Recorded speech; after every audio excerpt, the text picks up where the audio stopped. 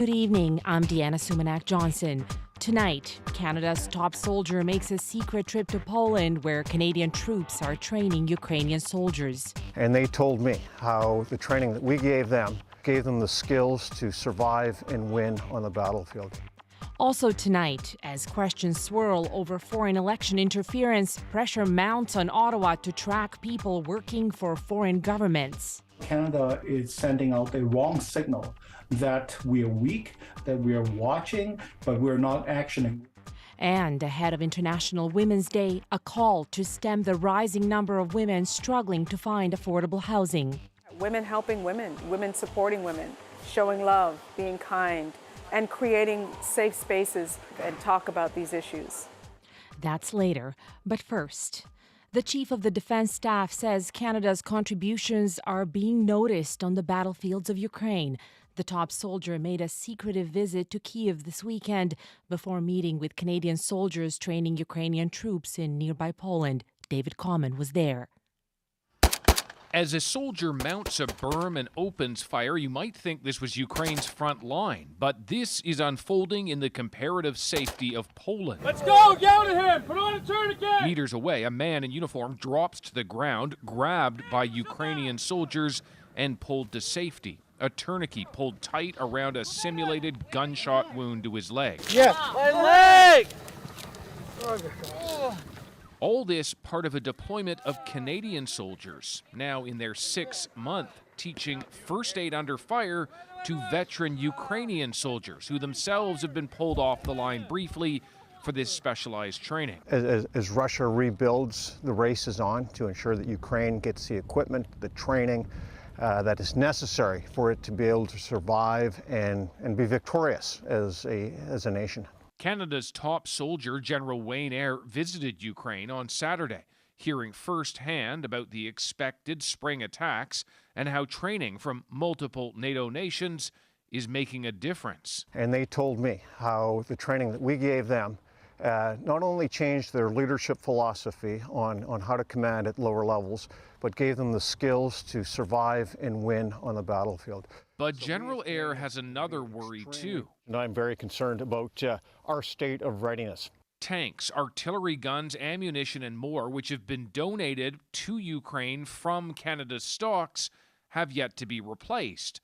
The defense minister has said the tanks will be, but there's no indication of when. Where there is a will, there is a way. And so we've got to rapidly increase our timelines to be able to rearm ourselves to face the challenges of the future.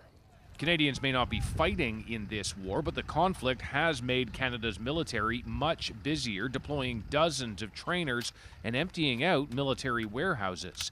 David Common, CBC News, at an undisclosed military base in western Poland. Calls are growing for Ottawa to keep track of foreign agents trying to influence Canadian policies and officials. It's a fairly common practice, often done through diplomatic channels. But current and former politicians say we need more transparency to prevent outside interference in this country, especially in light of recent claims that China has meddled in the past 2 elections, accusation Beijing denies. JP Tasker has more from Ottawa. I think this is something that is urgent. It's time for the government to be serious. Former Conservative MP Kenny Chiu says he's been the subject of a Beijing-backed disinformation campaign. Bogus stories about him flooded Chinese social media in the 2021 federal election campaign, including messages saying Chiu, a Chinese Canadian, wanted to suppress the community. I've been telling everybody that, the Chinese foreign interference, it's one of the contributing factors to my defeat. Chiu says he was targeted by the communist regime because he introduced a foreign registry bill, legislation that would force people working on behalf of a foreign government to register their activities in Canada or face criminal penalties. But he says his calls fell on deaf ears. Canada is sending out a wrong signal that we are weak, that we are just concerned, that we are watching, but we're not actioning. We're not doing anything to prevent that. Conservative Senator Leo Housakos picked up the legislative fight after Chiu's loss. We've seen how authoritarian regimes around the world have become more emboldened than ever. He says the bill would act as a deterrence, forcing would-be agents to think twice about meddling. But it's not just that. Husako says the legislation would give police new powers. Failure to register is easier to prove than election interference. We have fallen way behind in charging people who are attempting to circumvent our democracy and our democratic institutions, and it's high time that the Trudeau government does something about it. Prime Minister Justin Trudeau has bristled at questions about his government's efforts to curb Chinese influence. I'm pretty sure everything I've said over the past 20 minutes answered that question. But the Prime Minister's point person on the issue, the Minister of Intergovernmental Affairs, Dominic LeBlanc, says Ottawa is open to a registry, something Canada's closest allies like the U.S. and Australia already have. It's got to be done in a way that normal democratic expression, free expression from Canadians isn't caught in that kind of effort to protect us from foreign agents interfering in elections. The government says it's launching consultations on the merits of a foreign agent registry. But critics say the time to act is now, before the next election. And with this minority parliament, that could come at any moment. JP Tasker, CBC News, Ottawa. In St. Teresa Point First Nation, a community is in mourning.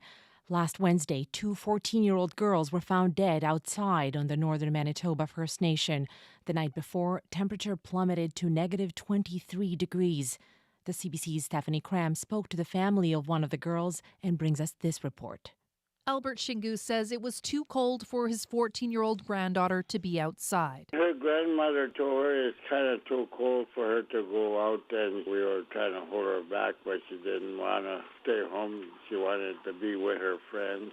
The next morning, his granddaughter, Dana Shingus, was found unresponsive in the snow, meters apart from a friend. The two were taken to a nursing station where they were pronounced dead. Shingus remembers his granddaughter as a good girl who was struggling with trauma. Dana's mother, Ashley Shingus, has been missing for nearly a year.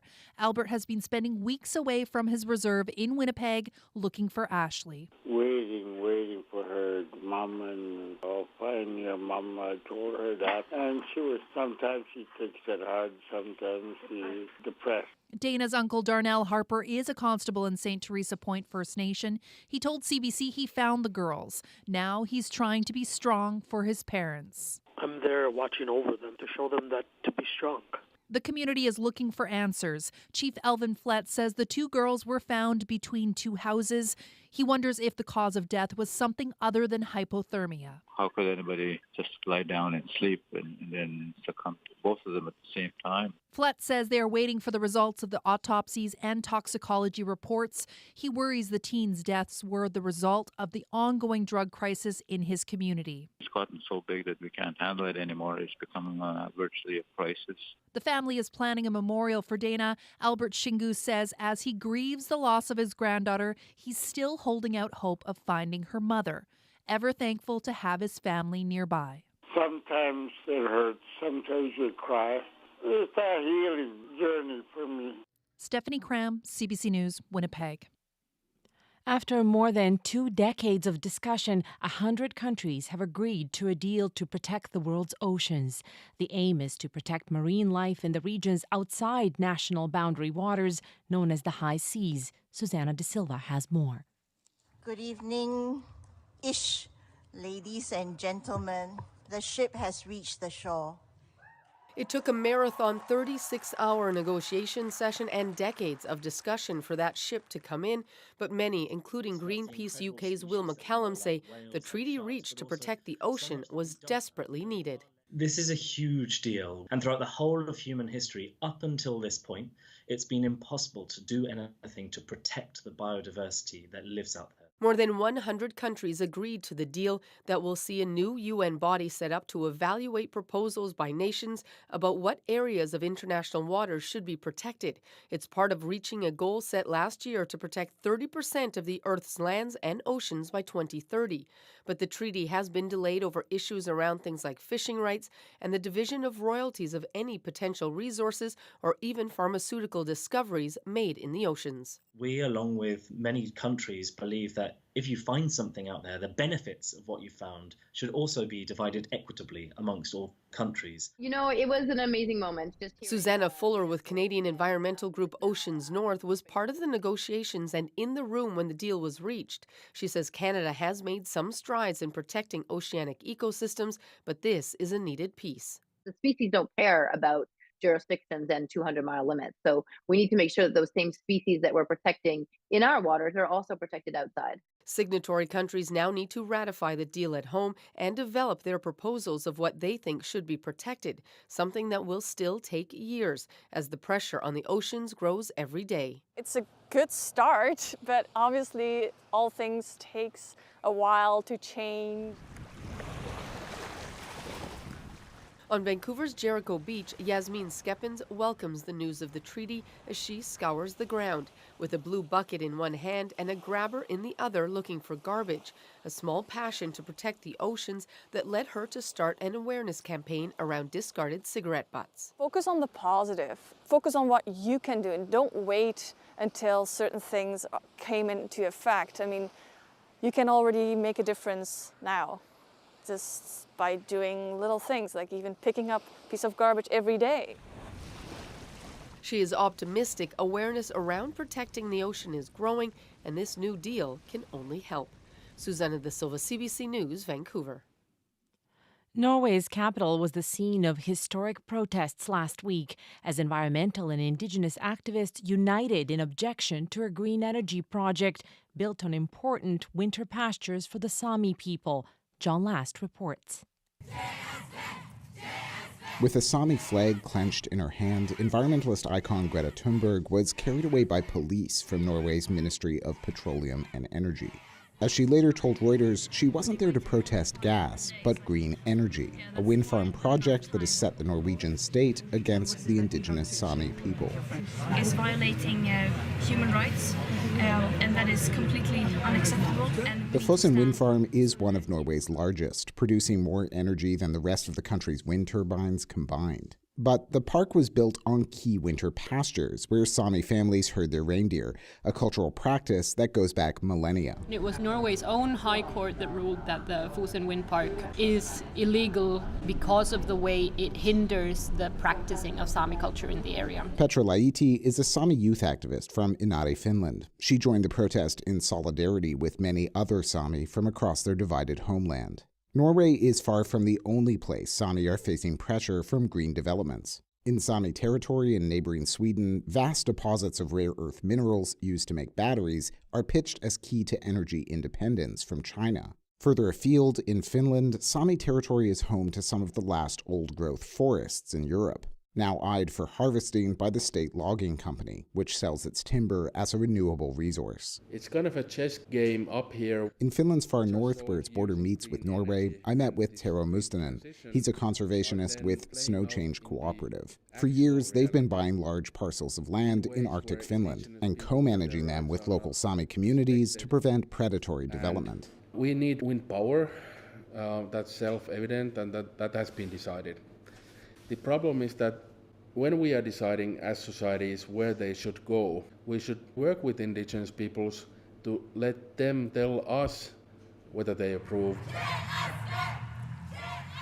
Last Thursday, Norway's protesters extracted an apology from the Minister of Energy, but they say that's far from enough. They want the wind farm dismantled so herders can resume their age-old practice. Norway's government seems more interested in a negotiated solution. But with the Supreme Court ruling already on their side, Laiti says now is not the time to negotiate. No, we're not going to back down because we know we're right. For CBC News, I'm John Last in Helsinki. Conservatives from across the U.S. gathered near Washington this weekend to take part in a high-profile convention. It's called the Conservative Political Action Conference, or CPAC. In years past, the event has been a place for politicians to test out their messaging and ideas in front of a friendly audience. But this year, most attendees were interested in the message from just one candidate, Donald Trump. The CBC's Katie Simpson reports.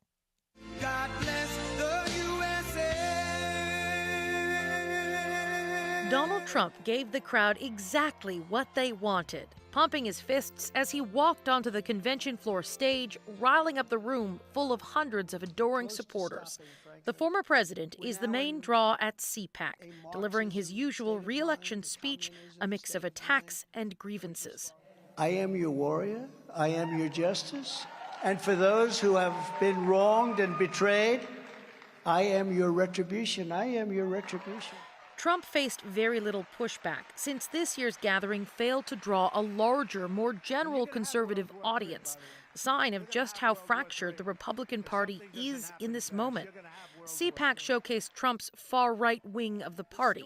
Donald Trump Jr., Congresswoman Marjorie Taylor Greene, and disgraced political advisor Steve Bannon were among the highlighted guests. Speeches revolved around similar themes: revenge for the 2020 vote, deeply personal criticisms of opponents, and exacerbating divisive issues, like this incendiary statement by talk show host Michael Knowles. Transgenderism must be eradicated from public life entirely. The whole preposterous ideology at every level. This style of politics hurt Republican candidates in last year's midterm votes, according to Nikki Haley, the only high-profile Trump challenger who is officially running for the presidential nomination. If you're tired of losing, put your trust in a new generation. And if you want to win, not just as a party, but as a country, then stand with me. Her message was not very welcome at CPAC. As Haley posed for selfies and mingled with the crowd, she was heckled by Trump supporters. It's become such a circus that it's hard to really even take much away. Heath Mayo is the founder of Principles First, a conservative political group that held a competing convention this weekend, about a 20-minute drive north of the CPAC gathering. This is a party, I think, that is struggling to understand what it believes, and there's really a void of leadership. Mayo used his event to encourage leaders to focus on truth, ideas, and policy.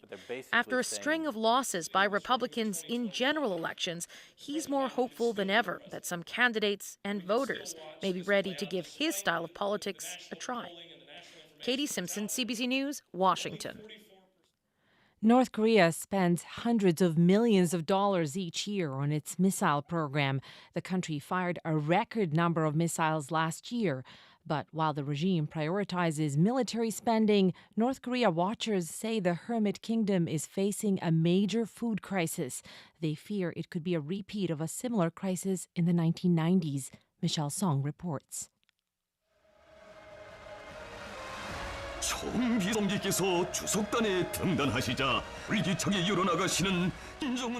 An unprecedented meeting on agriculture in North Korea. According to the country's state-run media, leader Kim Jong-un addressed the ruling Workers' Party Central Committee last week, calling for more modern farming machines and the creation of more arable land. Outside experts say the meeting is a sign that the country is facing a food crisis. It's a big deal. James Fretwell is an analyst at NK News, a publication focused on North Korea. When Kim Jong-un says something about food issues, that's when it's time to start worrying. South Korean satellite images show its northern neighbors produced 180,000 tons less food in 2022 than the year before, and officials say there are reports of deaths from starvation, but they lack concrete evidence. While it's impossible to get a full picture of the situation, experts like Carleton University professor Sandra Fahy are drawing parallels to the country's famine of the 1990s, in which hundreds of thousands, possibly millions, of North Koreans died. I cannot see how it isn't as bad, if not worse, than the situation of the 1990s. Fahy recorded testimonies of North Korean defectors who survived the famine. She says the current crisis is a result of a more systemic problem. North Korea needs to make economic reform. It needs to open up. And the amount of money funneled into missiles, etc., could feed the country. Analysts credit extreme weather events and COVID-19 lockdown measures to making a pre-existing food security issue worse. North Korea has also accepted less foreign aid since the pandemic began. while the country's top priority remains its nuclear arms program. North Korea's missile program is priority number 1, 2, 3, 4, 5, 6, all the way. So even if the rest of the country is starving, as long as North Korea can fund its missile program, that is the main thing that matters from Kim Jong-un's perspective. South Korea's Foreign Minister Park Jin spoke to CNN last week. The only way that North Korea can get out of this trouble is to come back to the dialogue table and accept our humanitarian offer to the North and make a better choice for the future. A choice that could hold life or death consequences for millions of Koreans. Michelle Song, CBC News, Toronto. In Athens, protesters chant as hundreds of black balloons float into the sky. A coalition of students, public sector employees, and railway workers protested outside Greece's parliament building. Some 10,000 people turned out, expressing outrage over last week's deadly train crash, which killed 57 people. On the fringes of the protest, grief boiled over into anger. Some protesters set fire to trash cans and threw Molotov cocktails at police, who responded in turn, lobbing tear gas and stun grenades at the demonstration. Meanwhile, Greek Prime Minister Kyriakos Mitsotakis turned to Facebook today, offering an apology to the families of the 57 victims, saying, "In the Greece of 2023, 2 trains heading in different directions cannot run on the same line and nobody notice." As International Women's Day approaches, events are being held to bring awareness to the number of homeless women in Canada. Experts say women are far more likely to experience hidden homelessness and may not be counted in the national data. As Philip Lee Shannock reports, while it's difficult to track, experts say homelessness among women is increasing. At a community center, Toronto singer, songwriter, and actress Deborah Cox gives an impromptu performance for the dozens of volunteers packing care packages destined for women in shelters and transitional housing. We are focusing on 5 shelters across the GTA area, providing them with all the essentials that they need, simple, everyday things that we don't often get when we're trying to figure out our housing situation. Things like face cleanser, moisturizer, period products, and beauty products for diverse skin tones.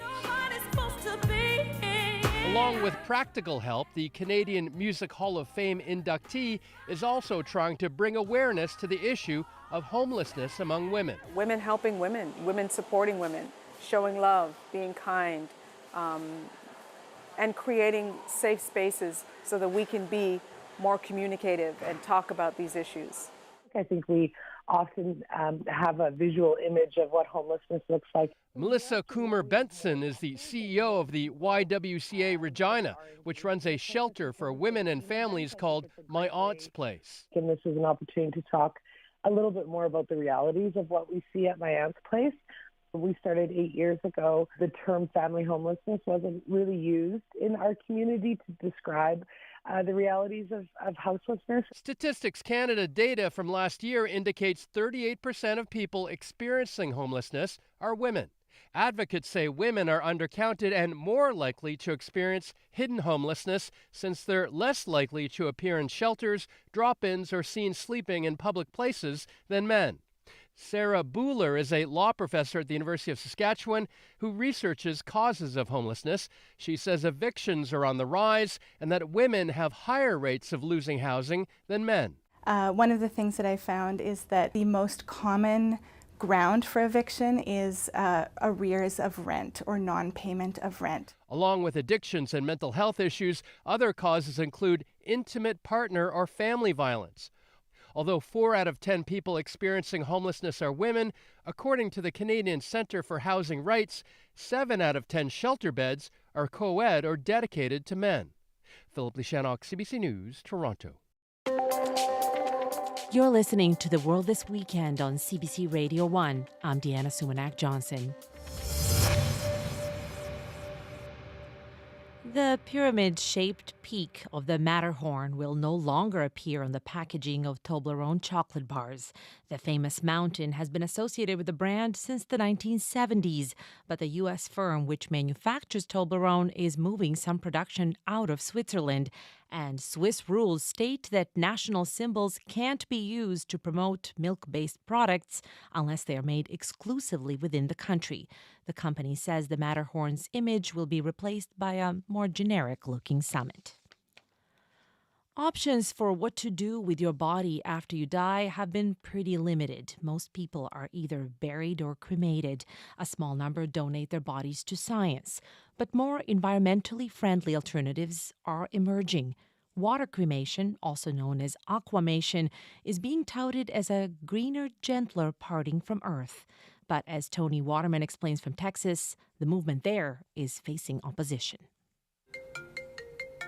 Green Cremation, Texas. Marlena speaking. Green Cremation in Austin is one of the only funeral homes in Texas offering water cremation, a process that uses a heated water and alkaline solution to break the body down, leaving just liquid and bones behind. We have a legislative event tonight that... Green Cremation owner Eric Newhouse says they process about 10 individuals a month, but there's a catch. Hey Marlena, are we about to schedule a flight for the latest water cremation family?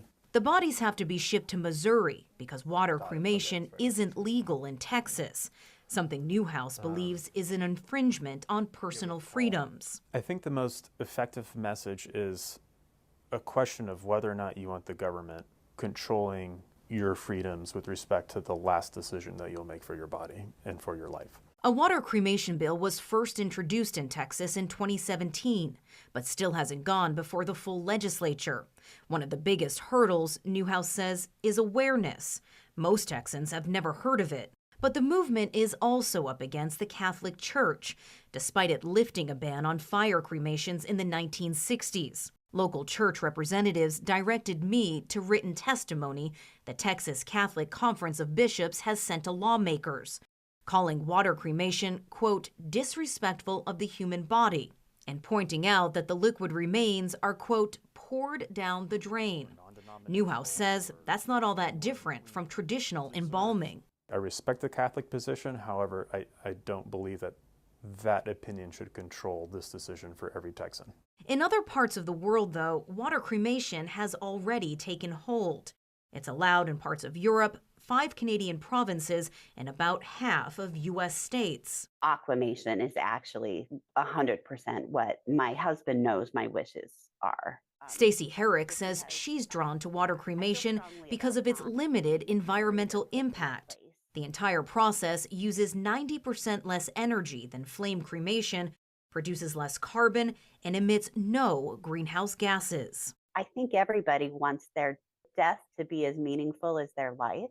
Having other options just lets us be more intentional about how we leave our body. Stacey lives in Missouri, where water cremation is legal, allowing her to have the final say over what many consider to be one of the most personal decisions of their life. Tony Waterman for CBC News, Austin, Texas.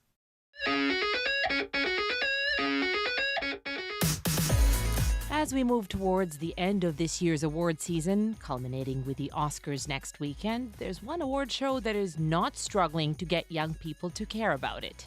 The 2023 Korean Music Awards honor the best in K-pop, and this year it was all about a new group called New Jeans. Hello, we're New Jeans. They have been around for only a year, but they took home 3 awards, including Rookie of the Year, Best K-pop Song, and Best K-pop Album. The girl group has 5 members, ranging in age from 14 to 18, and they switch seamlessly from English to Korean and back again in their songs. But their rapid rise to fame has not been without controversy.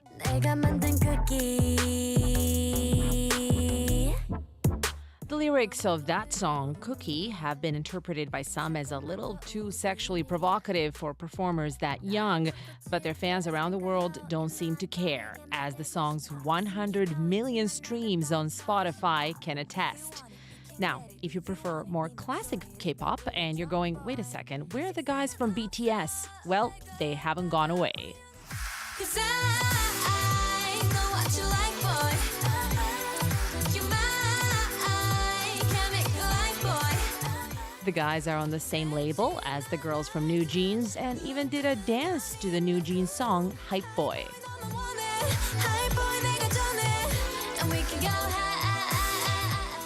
You've been listening to The World This Weekend. I'm Deanna Sumanak Johnson. Have a good night.